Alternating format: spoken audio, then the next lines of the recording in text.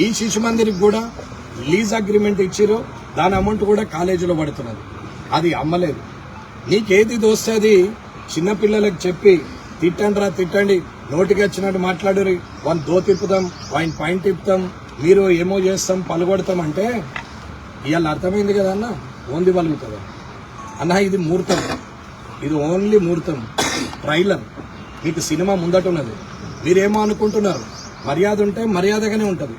మర్యాద తప్పితే ఖాళీ ఒక 100 మంది కూడా లేని పరిస్థితులలో ఇలాంటి పరిస్థితి ఎదుర్కొన్నారు మీరు. ఒకవేళ నేను ఎవరూ రావద్దని మెసేజ్ గ్రామాల్లో పెట్టినా కాబట్టి ఎవరు రాలే. ఒకవేళ నేనే రండి అంటే తక్క నీ మనుషులుంటే లెక్క పెట్టేసుకు ఒక 4000 మంది వస్తారు. నీవు అనుకుంటున్నావు ఊర్లలోకి వస్తే ఈపులు పలగొడతాం, చెప్పులతో కొడతాం, నిన్ను గుద్దుతాం, ప్రత్యక్ష దాడికి దిగుతాం, నేను చంపేస్తామని బెదిరిస్తున్నారు కదా. మీరు బెదిరించినందుకు నేను ఎస్పీ గారికి ఆల్రెడీ లెటర్ ఇచ్చిన. నాకు వీళ్ళందరూ ప్రత్యక్ష దాడికి దిగుతామని బెదిరిస్తున్నారు, రేపు ప్రొద్దున నాకేదైనా జరిగితే మీదే బాధ్యత అని ఎస్పీ గారికి మొన్ననే లెటర్ ఇచ్చిన. నేను అనుమానించినట్టు ఇలా ఆ పనికి పూనుకున్నారు. నేను సందీప్కు ఫోన్ చేసి ఏదైతే నీవు అన్నావో అది ప్రూవ్ చేద్దాం, నీవు రా, ఒకవేళ మా నాన్న తప్పు చేస్తే మా నాన్న ఫోటో తీసుకొని వచ్చి నేనే చెప్పుతో కొడతా, లేదు నేను తప్పు చేస్తే నువ్వే నీ చెప్పుతో నన్ను కొట్టు, లేదు ఇదే తప్పుడు ఆరోపణ చేస్తే ఆరోపణ చేపించినటువంటి వ్యక్తి లేదా నువ్వు ఏ శిక్షకు అర్హులు నువ్వు అది ఆలోచించుకో, రేపు ఒక్కొనివే రా, నేను ఒక్కొని వేస్తా, ప్రెస్ ఉంటారని చెప్పిన.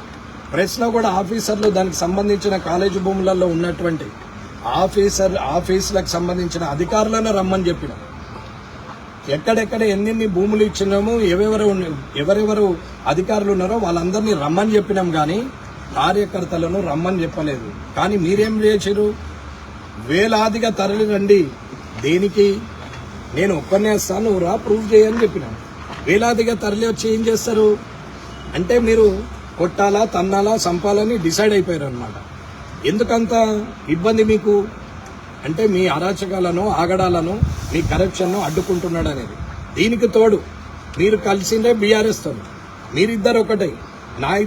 నా చేతిలో ఓడిపోయిన 2 పార్టీ అధినేతలకు, ఆ అధినేతల పార్టీలను ఒక్క దగ్గరికి కలిపి ఇవాళ మున్సిపల్ ఫామ్ చేశారు బీఆర్ఎస్ అండ్ కాంగ్రెస్ కలిసి. నేను ఆనాడు కూడా ఉత్సాహంగానే అందరితో నవ్వుతూ మాట్లాడే వచ్చాను.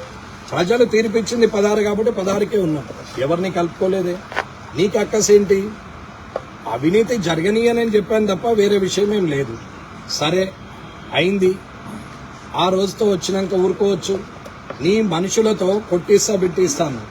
నేను రేపటి నుంచి గ్రామాల్లోకి వస్తా, ఎవడు అడ్డుకుంటాడో చూస్తా. నేను వస్తా, వచ్చేవాళ్ళు వస్తారు.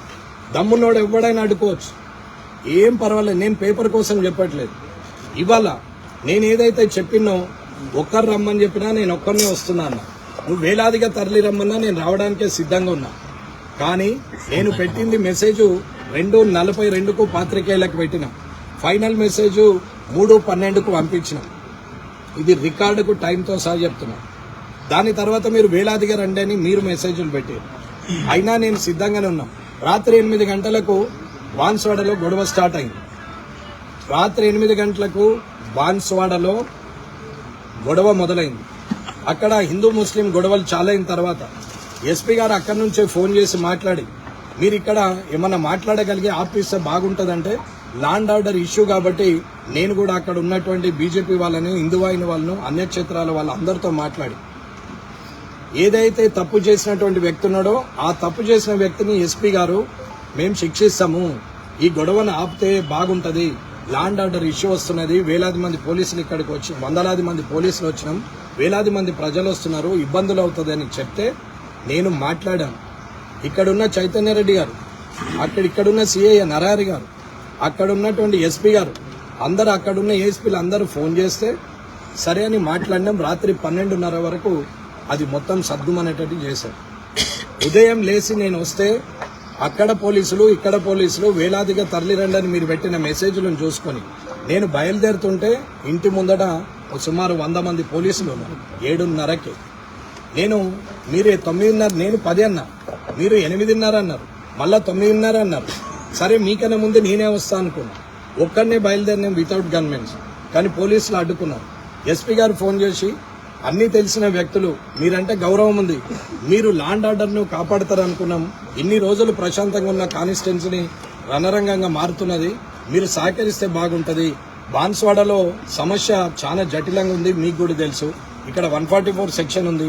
మళ్ళీ కామారెడ్డిలో అంటే ఈ పోలీస్ ఆ పోలీస్ చాలా సఫర్ అవుతామండి. ఒక్కసారి మీరు ఇల్లు కదలకుంటే మిగతాదంతా మేము చూసుకుంటామంటే సరే మంచిది, పర్వాలేదు. కానీ కలెక్టర్ గారు రెవెన్యూ రికార్డ్స్ని తెప్పించి ఈసీలు పహానీలు తెప్పించి ఈ 263 ఎకరాల నర ఎంతైతే భూమి ఉందో ఈ భూమిలో ఒక్క ఇంచు కూడా ఎటన్నా పోతే నేను రాజీనామా చేస్తా, లేదు అంటే కలెక్టర్ గారు ప్రకటించాలి. ఈ భూముల విషయం 30 ఏళ్లుగా బదనాం చేసుకుంటూ తిరుగుతున్నారు నన్ను మా తండ్రి గారిని.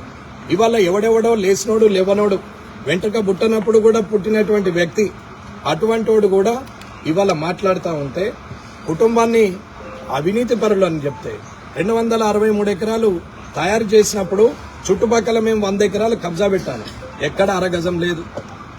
ఇవాళ 263 ఎకరాలు ఒక్క గజం అమ్మితే నిరూపించమంటే నిరూపించరు. కానీ ప్రతిసారి అవినీతి అవినీతి అని అంటాడు. ఇదే దొంగ ఆ రోజు ఇలాగే చేశారు, మళ్ళీ ఈ రోజు అలాగే చేస్తున్నాడు. కాబట్టి నిరూపించుకోవాల్సిన బాధ్యత నాది. ఇది నా విషయము, నన్ను అన్నారు కాబట్టి కార్యకర్తలు రావద్దు, ఒక్కరినే వస్తా అని చెప్పడం జరిగింది.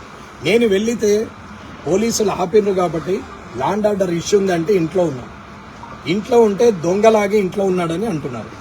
దొంగ ఎవరో ప్రజలకు తెలుసు, దొరెవడో ప్రజలకు తెలుసు. ఎవడు ఎవరికి సాయం చేసిండు, ఎవడు అమ్ముకున్నాడు, ఎవడు సంపాదించుకున్నాడు, ఎవడు ఎంతటి నీతిమంతుడో. ఇవాళ నువ్వు కట్టిన ఇల్లును చూస్తే దానికి పర్మిషన్ లేదంటే, నువ్వు కనీసం బెటర్మెంట్ కట్టలేవు అంటే, పర్మిషన్ లేని ఇల్లు కట్టినవంటే నువ్వెంత నిజాయితీ పరుడువో అందరికీ తెలుస్తుంది. కింది వాళ్ళతో ఏదేదో మాట్లాడించి చెప్పి ఇష్టం ఉన్నట్టు మాట్లాడిస్తున్నావు. సరే, మాట్లాడిన వాడికి భవిష్యత్తే సమాధానం చెప్తుంది, కానీ నీకు నేనే సమాధానం చెప్తా. నీవు అనుకుంటున్నావు నేను మొన్న ఆరోపించిన నీ కొడుకు రేప్ కేసు నుంచి మొదలు పెడితే నేను ఆరోపించిన ప్రతి ఒక్కటి కూడా నేను సాక్ష్యాలతోనే మాట్లాడు. ఊరుకునే ప్రసక్తే లేదు. మీ ఇయ్యంపుడు ఏకేకాని కావచ్చు, మీకు పోలీస్ సపోర్ట్ ఉండొచ్చు, ఇవాళ అధికారంలో కాంగ్రెస్ ఉండొచ్చు, ముఖ్యమంత్రి రేవంత్ రెడ్డి నీకు మద్దతు ఉండొచ్చు.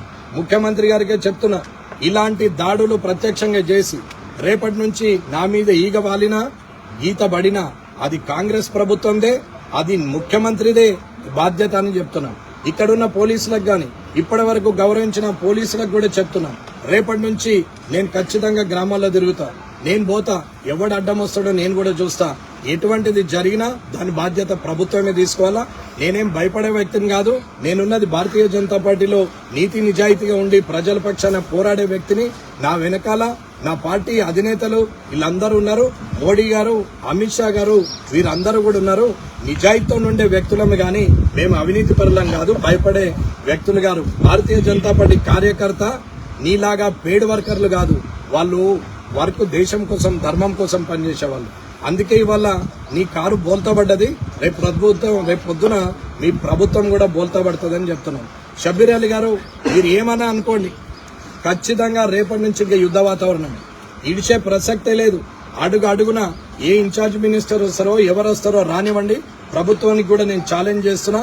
ఇదే నీ ప్రజాపాలన అయితే రేవంత్ రెడ్డి గారు, ఇది నీకు సమాధానమే చెప్పే ఆస్కారం కామారెడ్డి నుంచే మొదలవుతుంది. ఇది మంచిగా చెడుకు దారి తీస్తుందా, మంచికి దారి తీస్తుందా అనేది నీ పార్టీ భవిష్యత్తే నీకు తెలియజేస్తుంది. కాబట్టి ఖబర్దార్ అని చెప్తున్నాను. నేనేమీ బెదిరించట్లేదు, ముఖ్యమంత్రి గారికి డైరెక్ట్ గా చెప్తున్నాను. ఓటమి చెందిన మీరు వచ్చి కామారెడ్డిలో ఎలాంటి కార్యక్రమం చేసినా నేను ఆహ్వానం పలుకుతా. ఎందుకంటే మీరు ముఖ్యమంత్రిగా ఉన్నారు, ఇక్కడ ఓటమి చెందిన కాబట్టి. ఓటమి చెందిన వ్యక్తి కన్నా మీరు ఇవాళ ముఖ్యమంత్రి స్థానంలో ఉన్నారు కాబట్టి మీకు నేను మర్యాద ఇస్తా, మీరు వస్తే చేస్తా. కానీ 9 సార్లు టికెట్ ఇస్తే 7 సార్లు ఓడిపోయిన వ్యక్తి, ఏడ నిలబెట్టినా గానీ గెలవలేని వ్యక్తి, కనీసము ఇవాళ ఒక 100 కోట్లని ఈ సంవత్సరంలో సంపాదించినటువంటి అత్యంత నీచంగా, అత్యంత కరప్షన్ చేసే, అతి డబ్బుల లాలుచున్నటువంటి ఆ వ్యక్తిని ఇవాళ కామారెడ్డి మీద మీరు వదులుతా అంటే ఊరుకునే ప్రసక్తే లేదు. నిర్ణయం మీది, మీ నిర్ణయాన్ని బట్టే నా నిర్ణయం ఉంటది. ఇది మీకు నాకే యుద్ధం అనుకుంటున్నా, నడమల పారిపోయిన వ్యక్తితో నాకు యుద్ధం లేదు. కాబట్టి రేవంత్ రెడ్డి గారు, మీరు ఆలోచించుకోండి. ఇంతకు ముందే నేను మిమ్మల్ని కలిసి చెప్పిన, సీఎంఆర్ఎఫ్ గురించి మాట్లాడినప్పుడే ఈ వ్యక్తి గురించి మీకు డీటెయిల్డ్గా చెప్పిన, మీరు మాట్లాడిరు, విన్నరు, ఊరుకున్నారు. తిరిగి నేను సంవత్సరంన్నర ఓపిక పట్టిన, కానీ ఇక ఓపిక పట్టే ప్రసక్తే లేదు. కాబట్టి మీరే ఆలోచించుకొని నిర్ణయం తీసుకోవాలని తెలియజేస్తున్నా. జై హింద్, జై భారత్.